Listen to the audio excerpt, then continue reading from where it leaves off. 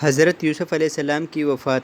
حضرت یوسف علیہ السلام 110 سال کی عمر میں مصر میں ہی انتقال فرما گئے۔ آپ علیہ السلام نے اپنی وفات سے قبل اپنے بھائیوں کو یہ وصیت فرمائی تھی کہ میری میت کو میرے والد محترم کے قریب دفن کرنا۔ چنانچہ حضرت یوسف علیہ السلام کی وفات کے بعد آپ علیہ السلام کی وصیت کے مطابق بھائیوں نے آپ علیہ السلام کی میت کو کفن دے کر ایک تابوت میں رکھا اور حبرون میں حضرت یعقوب علیہ السلام کے قریب دفن کیا۔ تو دوستو، امید کرتا ہوں آپ کو آج کی یہ ویڈیو بہت پسند آئی ہوگی۔